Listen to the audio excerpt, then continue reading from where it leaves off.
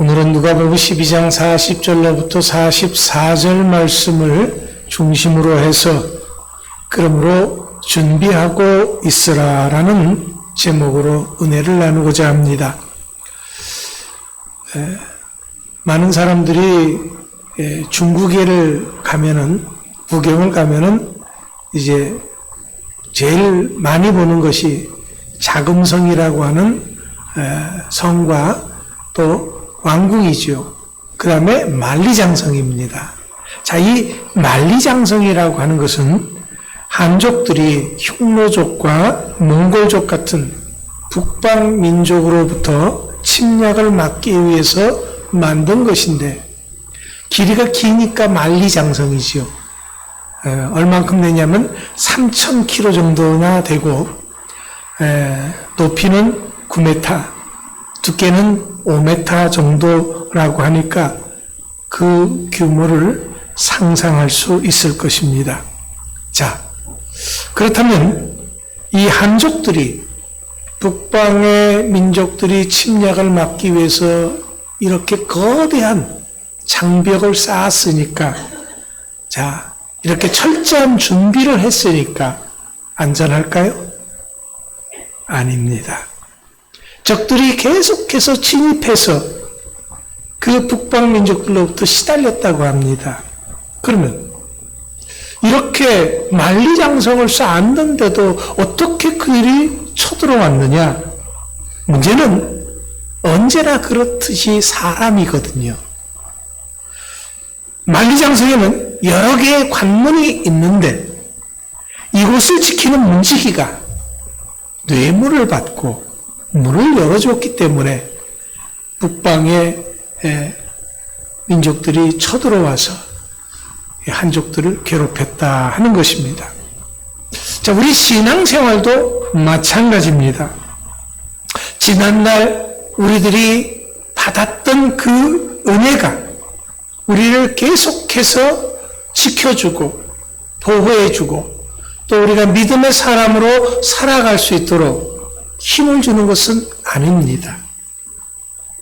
그렇기 때문에 우리들이 승리하는 신앙생활을 하기를 원하신다고 한다면 늘 깨어 있어야 하고 준비되어 있어야 하는 것입니다. 그런데 우리들로 하여금 이런 삶을 살지 못하게 하는 것이 있습니다. 그것이 뭐냐고 하냐면요, 이런 것쯤이야 라고 하는 아니한 생각입니다. 예배 좀 한 주일 빠지면 어때? 새벽기도 좀 빠지면 어때? 수요 예배 좀 빠지면 어때? 성경 좀 안 읽으면 어때? 기도 좀 안 하면 어때? 뭐 안 한다고 해서 당장 무슨 일이 벌어지는 것도 아니고 큰 사건이 나는 것도 아니다라는 거예요. 그러니까 사람들은 이런 것쯤이야 하고 아니한 생각을 한다라는 겁니다. 이것이 우리들의 신앙생활을 나태하게 만들고 사탄에게 틈을 탈 기회를 주는 거예요. 이것이 바로 문을 열어주는 거예요.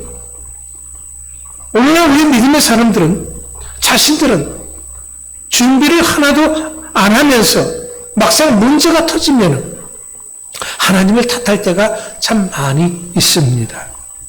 분명히 말씀드리지만은 문제는 항상 우리들 자신들이다라는 거예요. 왜냐하면 우리를 사랑하시는 하나님, 그 하나님께서는요, 우리들을 위해서 하나뿐인 아들의 생명까지도 아낌없이 내어주신 분이시다라는 거예요. 그렇게까지 하신 분이 우리 하나님이십니다. 요즘 우리 사회에 문제가 되고 있는 것이 이단들이죠. JMS 정명서, 아가동산의 김기순, 또 만민중학교의 이재로, 이런 사람들이 다 어떻습니까? 결국 사람들을 착취하는 거예요. 노동력을 착취해서 자기 이익을 챙기는 거예요. 교주들의 특성이 뭡니까? 자기는 왕궁에서 살아요. 그리고 성도들은 학구방에서 사는 거죠. 이단들이, 우리나라 이단들의 특성들이 다 뭡니까? 다 자기의 이단 교주의 왕궁을 가지고 있어요. 그런데 그 이단들을 거기서 그렇게 많은 사람들이 그 연약한 인간을 하나님이라고, 메시아라고 그걸 믿고 따르고 생명까지도 아낌없이 내놓는다라는 겁니다. 어떻게 보면 이해가 안 가는 거예요. 그런데 세뇌되어지면 그럴 수 있다라는 겁니다. 그러나 하나님은요, 우리에게 착취하시는 분이 아니라 하나님은 우리를 위해서 당신의 생명까지도 내어주신 분이시다라는 거지요. 이단과 우리와의 차이점이 바로 거기에 있습니다. 이런 하나님이시기 때문에 우리에게 원하는 것은 무엇이든지 구하라라고 말씀하고 있습니다. 요한복음 14장 14절에서 이렇게 말씀하셨습니다. 내 이름으로 무엇이든지 내게 구하면 내가 행하리라. 우리 아버지 하나님이시니까 자녀인 우리들이 무언가를 구하면 다 들어줄 테니까 걱정하지 말고 뭐 필요한 거 뭐 있어? 얘기해봐. 내가 들어줄게. 그러시는 거죠. 요한복음 16장 23절에서도 이렇게 말씀하였습니다. 그날에는 너희가 아무것도 내게 묻지 아니하리라. 내가 진실로 진실로 너희에게 이르노니 너희가 무엇이든지 아버지께 구하는 것을 내 이름으로 주시리라. 네, 우리 하나님께서는 독생자 예수 그리스도의 생명까지도 내주신 하나님께서는 그렇게 당신의 독생자와 맞바꾼 생명이기 바로 우리들이기 때문에 우리가 구하는 것은 무엇이든지 들어주시겠다 말씀하시는 것입니다. 이것은 십자가에서 죽기까지 우리들을 사랑하신 주님의 약속입니다. 우리는 이 말씀을 믿습니다. 성경 말씀 어떤 것을 믿고 어떤 것을 안 믿고 그러는 것이 아니라 우리는 모든 성경 말씀을 믿습니다. 분명히 이렇게 약속하셨는데도 왜 우리들이 구하는 것을 받지 못할까요? 하나님은 분명히 우리들에게 다 주신다고 했는데 왜 우리가 구하는 것을 받지 못하느냐라는 거예요. 그러면 하나님께서 우리들을 떠보려고 그냥 그렇게 하신 말씀인가요?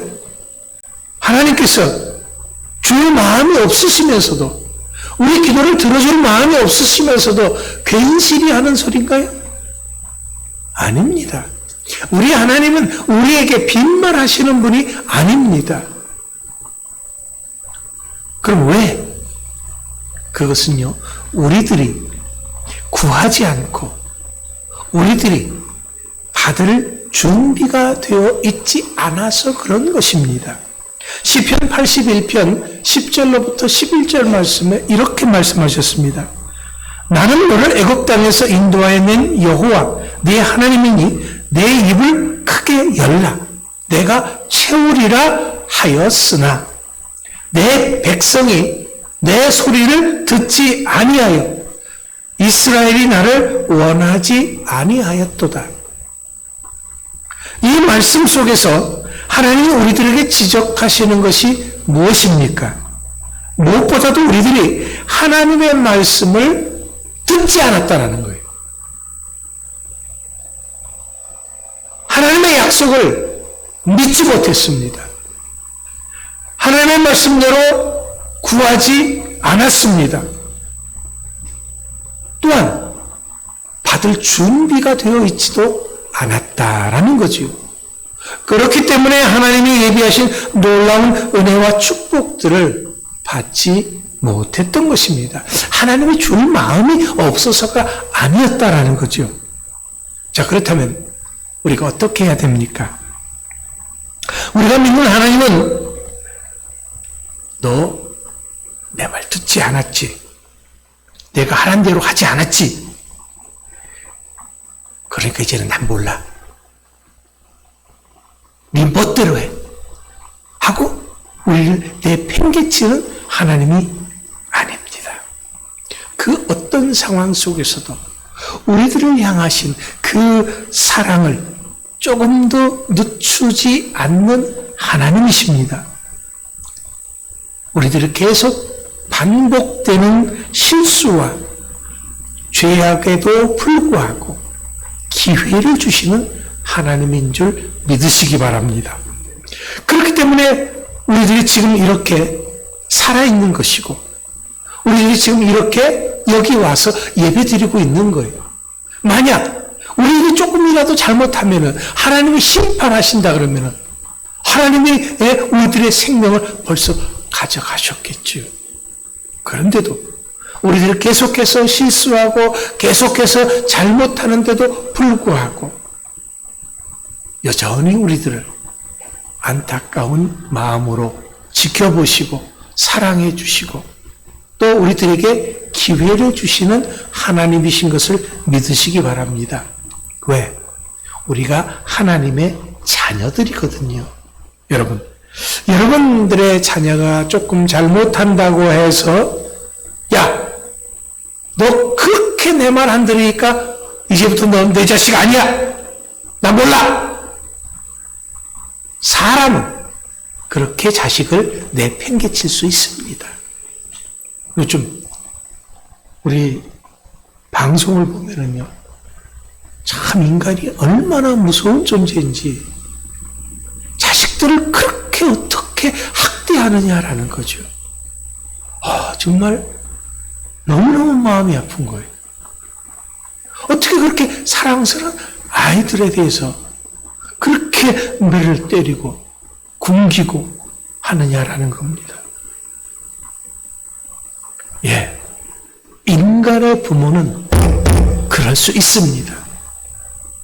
그러나 우리 하나님은 그런 분이 아닙니다. 우리로 하여금 다시금 돌이킬 수 있는 기회를 주시는 분인 것을 믿으시기 바랍니다. 오늘 본문 42절에서 주님은 이런 말씀을 하셨습니다. 주께서 이르시되 지혜 있고 진실한 청지기가 되어 주인에게 그 집 종들을 맡아 때를 따라 양식을 나누어 줄 자가 누구냐. 자, 왜 이런 말씀을 하셨습니까? 오늘 말씀은 유대인들의 혼인 예식을 비유로 해서 다시 오실 주님을 맞기 위해서 준비하고 기다려야 한다라는 것을 설명하는 말씀입니다. 그런데 지금 준비가 안 돼 있다고 해서 포기할 것이 아니라 다시금 사명을 감당하는 자로 우뚝 서기를 원하신다고 하는 우리 하나님의 마음이 잘 나타나 있는 것입니다. 이런 말씀을 하시는 이유가 뭡니까? 다시금 기회를 주시는 이유가 뭡니까? 우리를 복주시기 위함인 겁니다. 청지기가 뇌물을 받지 않고 게으르지 않고 자신의 사명을 잘 감당하면은 주인은 그것을 알아주시고 칭찬해 주시고 상을 주실 것이다 말씀하고 있습니다. 여러분, 여기서 청지기가 어떤 존재입니까? 주인이 잠시 타국에 가면서 자신의 모든 일을 맡겼다라고 말하고 있습니다. 그렇기 때문에 여기서의 청지기는 막연한 그냥 그런 단순한 종이 아닙니다. 주인의 모든 것을 위임받은 존재인 것입니다. 단순한 종이 아닌 주인의 대리자라고 하는 막강한 권한을 가지고 있는 자가 바로 여기에 청지기입니다. 이 청지기는 누구를 얘기하는 것입니까? 바로 우리들을 두고 하는 말인 것입니다. 우리들에게 이제 주님이 하나님 나라로 가시면서 우리에게 그러한 청지기 직분을 주셨다라는 거예요. 우리에게 주신 직분이 막강한 그런 권한을 우리들에게 다 위임해 주셨다라는 겁니다. 그래서 우리들을 왕 같은 제사장이요, 하나님의 나라라고 말씀하신 것입니다. 그렇기 때문에 우리는 때를 따라서 다른 종들까지도 보살펴야 합니다. 주인의 뜻을 따라서 맡겨주신 일들을 지혜 있게 관리하고 돌봐야 하는 그런 자인 것입니다. 그래서 본문 뒤에서 이런 청지기도 두 종류가 있다라고 이야기를 하고 있습니다. 그 두 종류는 뭐냐면 악한 청지기와 선한 청지기가 있다라는 거죠. 그러면 악한 청지기는 어떤 사람입니까? 주인의 뜻을 무시하고 제멋대로 사는 자인 것입니다. 게으르고 주인을 위해서 기여한 것이 하나도 없는 사람입니다. 이에 반해서 선한 청지기는 주인의 뜻대로 행하는 자입니다. 자신에게 주어진 사명을 위해서 밤낮을 가리지 않고 열심을 내는 자입니다. 여기서 문제는 악한 청지기는 생각이 선한 청지기와 근본적으로 다르다라는 거예요. 선한 청지기는 주인이 언제 오실는지 모르니까 그저 열심히 준비하고 자기에게 맡겨준 일을 다른 생각 안 하고 열심히 하는 자입니다. 그런데 악한 청지기는 주인이 더디 오리라고 생각했다라는 것입니다. 언제 올지 모를 뿐인데 자기 마음대로 더디 올 것이라고 확정지어서 생각했기 때문에 자기 멋대로 행한 것입니다. 모든 일에서 주인을 생각하는 것이 아니라 자기 생각대로 움직였다라는 그런 말입니다. 그래서 주어진 일들에 열심을 내지 않았습니다. 자신의 책임과 역할에 대해서 게을렀던 것입니다. 마치 자신이 주인이라도 되는 것처럼 살았던 것입니다. 혹 우리들이 그런 존재가 아닌가 한번 돌아볼 필요가 있습니다. 사실 우리 모두는 청지기들이잖아요. 우리는 믿음의 사람들이기 때문에 먼저는 교회의 청지기입니다. 하나님께서 여기 우리들을 교회 일꾼으로 부르셨습니다. 섬김의 직분이라고 하는 각자에 맞는 사명을 주셨습니다. 그렇다면 우리는 선한 청지기가 되어져서 이 사명을 잘 감당하고 있는지요? 또한 우리는 가정의 청지기예요. 우리들의 가정에서 우리 각자에게 주어진 사명들이 있습니다. 부모로서, 또 자녀로서, 부부로서 서로에게 주어진 사명들을 얼마나 잘 감당하고 있는지 돌아보시기 바랍니다. 뿐만 아니라 우리 믿음의 사람들은 이 사회의 청지기이기도 합니다. 사회의 한 일원으로서 우리들이 각자가 감당해야 될 몫이 있는데 이것을 얼마나 잘 감당하고 있는지요. 도요토미 히데요시라고 하는 사람의 일화에 이런 얘기가 있습니다. 어느 추운 겨울날이었습니다. 그는 주인이었던 오다 노부나가의 신발을 가슴에 품고 있었다고 합니다. 왜 주인의 신발을 가슴에 품고 있었느냐? 왜냐하면 주인이 추운 새벽에 나가려고 하면서 신을 신을 때 그 신발이 차갑지 않게 하기 위해서 이 도요토미 히데요시는 주인보다 먼저 일찍 일어나서 그 주인의 신발을 가슴에 품고 있었다가 주인이 나가면은 신발을 내놓았다라는 거죠. 이런 충성심이 주인에게 인정을 받아서 여러 기회를 얻어 승진을 했고 마침내는 일본을 통일하게 되었다라고 이야기를 합니다. 여기서도 우리가 분명히 알 수 있는 것은 아무나 큰 일을 하는 것은 결코 아니다라는 거지요. 본문 43절, 44절의 말씀을 보십시오. 뭐라고 했습니까? 주인이 이를 때 그 종이 그렇게 하는 것을 보면 그 종은 복이 있으리로다. 내가 참으로 너에게 이르노니 주인이 그 모든 소유를 그에게 맡기리라. 그렇습니다. 청지기는 언제든지 자신의 사명을 사명에 최선을 다하는 자입니다. 그래서 맡은 자에게 구할 것은 충성이다라고 한 것입니다. 여기서 우리가 한 가지 놓치지 말아야 할 것이 있습니다. 그것은 우리들에게 이렇게 충성을 요구하시는 하나님의 마음입니다.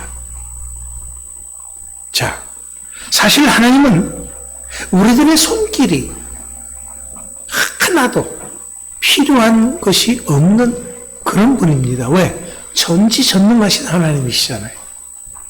우리의 도움의 손길이 필요한 분은 아닙니다. 자, 그러면 하나님께서 왜 우리들에게 이런 충성을 요구하시는 것입니까? 그것은 바로 우리들에게 부어주실 축복의 근거를 찾기 위해서 그런 겁니다. 하나님은 아무에게나 축복을 주시는 분은 아니다라는 거죠. 분명히 하나님께서는 작은 일에 맡겨봤을 때 그 일을 잘 감당하는 자가 큰 일도 할 수 있도록 축복을 주시는 줄 믿으시기 바랍니다. 그렇다고 해서 우리 하나님께서 우리들에게 뭔가 대단한 것을 요구하시는 분은 아닙니다. 자, 보세요. 우리들이 모세처럼 아니면 다윗처럼 아니면 바울처럼 그런 삶을 살라고 한 적은 한 번도 없습니다. 우리는 우리의 삶을 살아야 한다라는 거죠. 그렇기 때문에 우리의 일상이 소중한 거예요. 여러분들의 삶 하나하나가 소중한 거예요. 매일매일 우리들의 삶이 축복의 삶인 것입니다. 그 속에 내가 받을 축복거리들이 들어있는 거예요. 저도 가끔은 미술관 구경을 좋아하거든요. 거기 가면 참 멋진 그림들이 많이 있어요. 여러분들의 전화를 오늘은 보시기 바랍니다. 그러면 단톡방에 그림 하나를 예배 전에 올려놨습니다. 한번 지금 보셔도 돼요. 예, 여러분 다른 때는 휴대폰을 보면 안 되지만 지금 보셔도 됩니다. 왜? 제가 왜 여기 화면에 안 띄우고 여러분들에게 직접 했냐면요. 요즘 화면이 좀 흐려가지고 잘 보이지가 않아요. 근데 여러분의 휴대폰에다 해놓으면 아주 그림을 잘 볼 수가 있어서 여러분의 휴대폰으로 보냈습니다. 영국의 리버풀에 있는 워컴 미술관에 있는 아주 유명한 그림이거든요. 에드워드 포인터라고 하는 작가가 1865년에 그린 그림입니다.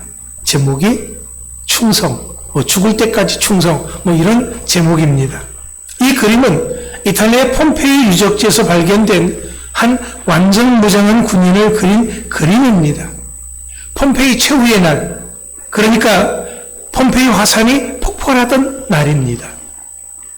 폼페이 성 안쪽에 용암이 우박처럼 쏟아지고 있었습니다.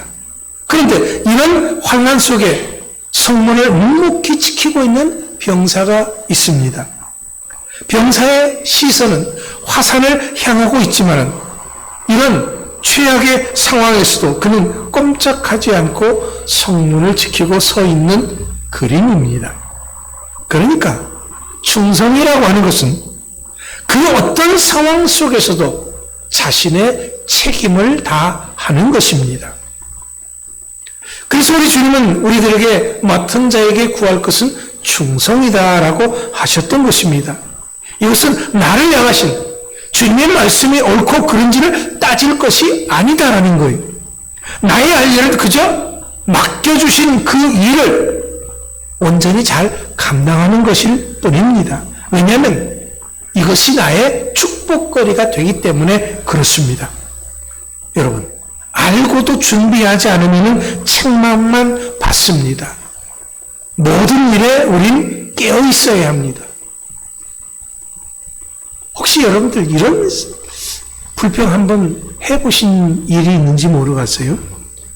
왜 하나님께서는 나에게 이렇게 큰 축복을 주시느냐고 불평해 보신 분 계세요? 예, 한 분도 없는 것 같아요. 그렇다면 여러분, 내가 맡은 일들이 너무 많다고 불평하지 말아야 합니다.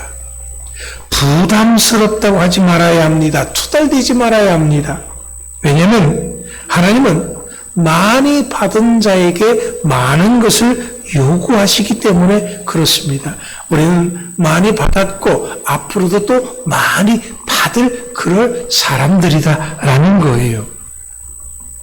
그러니까 여러분, 하나님이 내 삶의 축복거리들을 하나님은 주시기를 원하신다라는 거예요. 내가 받을 준비가 돼야 되죠. 내 삶 속에서 하나님이 나에게 마음껏 축복하실 수 있도록 그 근거를 만들어 드려야 된다라는 겁니다.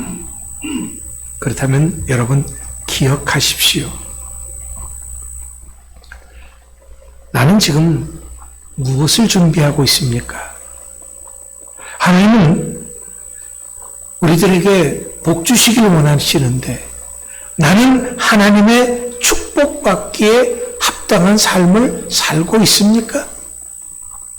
나를 사랑하시며 나에게 큰 기대를 갖고 계시는 하나님이 나를 위해서 친히 준비한 축복들을 하나도 놓치지 않고 다 내가 받을 준비가 되어 있습니까? 여러분, 우리가 아직 살아있는 것은요, 하나님의 주시고자 하시는 그 축복들을 아직 못 받았기 때문에 그런 거예요. 하나님이 주시길 원하시는 거예요. 제발 좀 내가 주는 축복을 받아 누리고 살다가 와라라는 거죠. 그럼 어떻게? 내가 내 삶 속에서 내 일상을 사랑하고 깨어있고 기도하고 말씀대로 살아야 한다라는 거예요. 그것이 바로 축복을 받을 수 있는 근거를 만드는 거거든요. 그렇게 내가 축복받을 근거를 만들면 하나님께서 나를 위해서 예비하신 그 축복들을 마음껏 쏟아 부어 주실 줄 믿으시기 바랍니다. 그렇게 축복받기에 부족하면 여러분 모두가 될 수 있기를 간절히 축원합니다. 기도하겠습니다.